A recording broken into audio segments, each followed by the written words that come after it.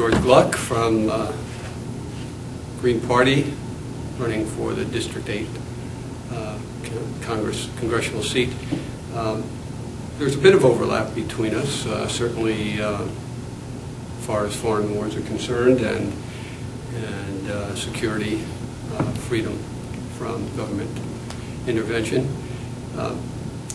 And to the extent that we have to define what services, Mr. Granis just told you some that he believes should be covered by government. I think there are probably some he didn't mention. Local government takes care of our roads, our schools.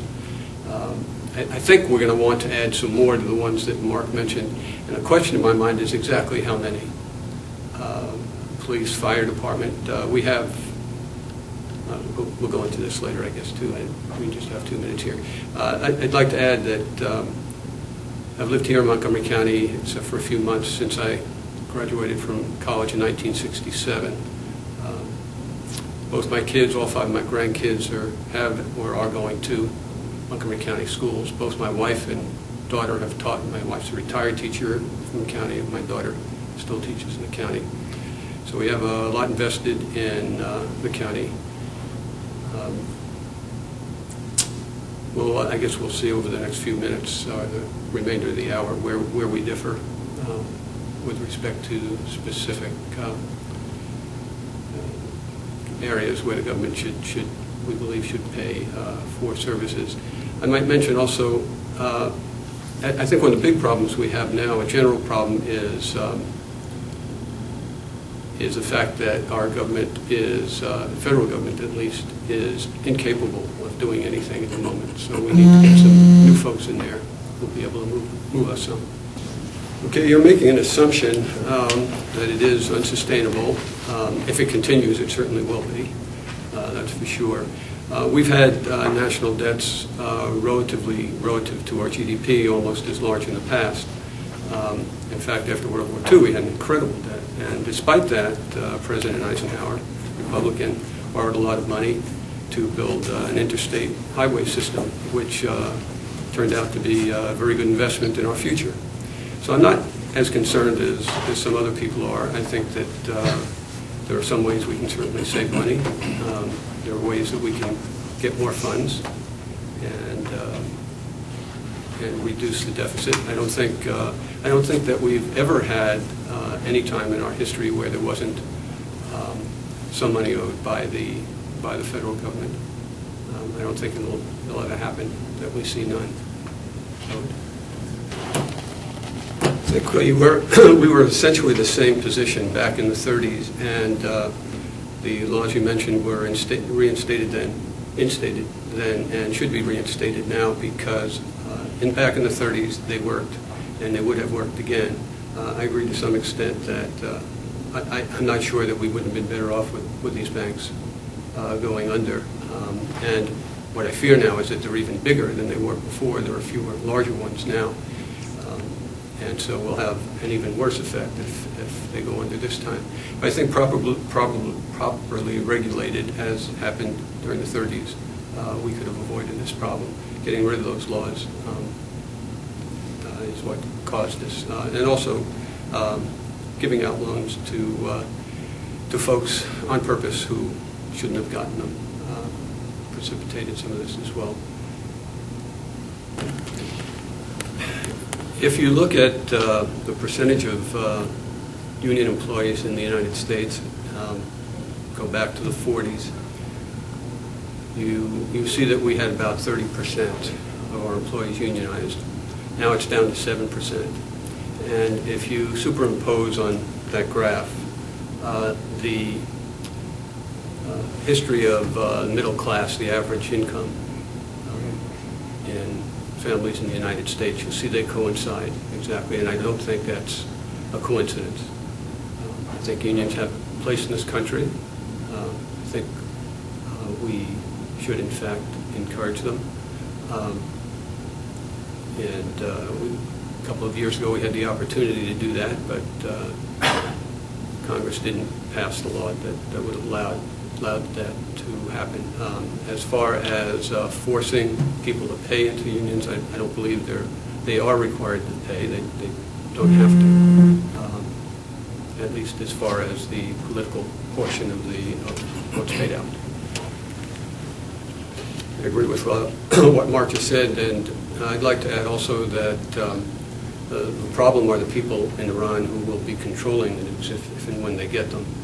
And as we've seen occur over the last year or so, a little over a year, in the springs that have cropped up in countries from Tunisia to Egypt. And there is a movement like that in Iran, a green movement there.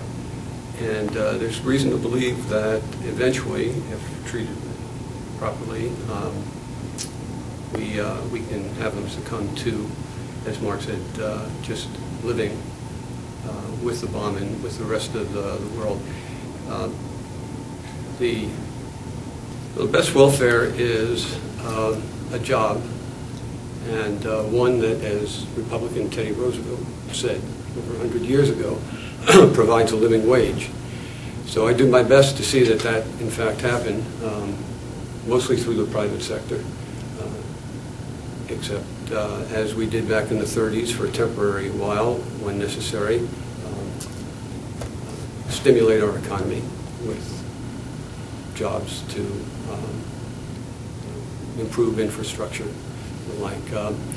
So that's basically what happened once before. When we're in this situation, it worked. I think it can be made to work again. I'd repeal No Child Left Behind because it hasn't worked. I mean, listened to my wife and daughter about it for several years now. I certainly would do that. But I think I'm a prime example of the American dream. My parents came here in 1948. I was 16 months old when we came here, and had the opportunity to go to school in New York City from kindergarten right through college. And with a state scholarship, it cost me basically nothing. I think that some of that undoubtedly came as a result of some federal grants, and certainly I think that opportunity should still exist for folks. So I have no problem with the federal government providing funds for programs of various sorts. And I guess we have to look at what the cause of this illegal immigration was, and to the best of my knowledge, it's the fact that we've attracted people over the border to work here, despite the fact that we have laws that state that we shouldn't be putting them to work. We have a system whereby employers can check beforehand to make sure that the folks they're about to hire are in fact here legally, and yet it's not being done. We're not, so the illegal immigration problem is an illegal employer problem as far as I'm concerned. I don't think anybody has been taken to task for employing people illegally. At this moment, though, I think in my last reading, we actually have people going back south because of the lack of jobs here in the United States, and probably also some laws have been passed in places like Alabama and Arizona. So again, I'm not quite sure that it is an illegal immigration problem. I think it would be a great mistake to use even more oil and gas. The Excel pipeline, by the way, which would bring the dirtiest oil in the world down to Louisiana, and then place it on board new ships that are being built and sent away from this country, and that would be done to keep prices of gasoline up here. I think it's a mistake. We're burning any carbon fuel is a mistake at this point. My wife and I have placed solar panels on our house. We're not using it directly, sending it into the grid, but we're generating more than half the electricity that we use. And if I had a larger roof, we could generate all the electricity that we use. If that could happen more and more, we'd have no need to exploit any more carbon than we have already. And I think that for the future of our children and grandchildren, we need to go in that direction, not the direction of taking more carbon out of the earth. again, I'm George Gluck, Green Party candidate for the 8th District, Congressional District of Maryland. And I think it's kind of interesting. Of course, we don't have a fourth member here, but this is an unusual forum, and I think it's going to be unusual for the remainder of this election cycle because, in theory, there should have been 4 of us here. I don't think there are going to be many forums around the United States that have more than 2 people at them, including the presidential forum, unfortunately, the presidential debates.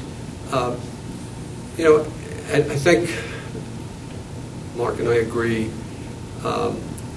with the problems, the statement of the problems. The problem is the prescription for curing them. I think that the Green Party, if you look at our 10 tenets, I think they're ones that the Democratic Party has held in the past but hasn't executed. As Mark said, since we were kids, our whole political spectrum has moved so far to the right. President Eisenhower is probably more progressive than our present president. I think that the Green Party, if you look at the rainbow, you'll notice the green is right in the middle, and I think at this point in our political history, we are, in fact, right in the center.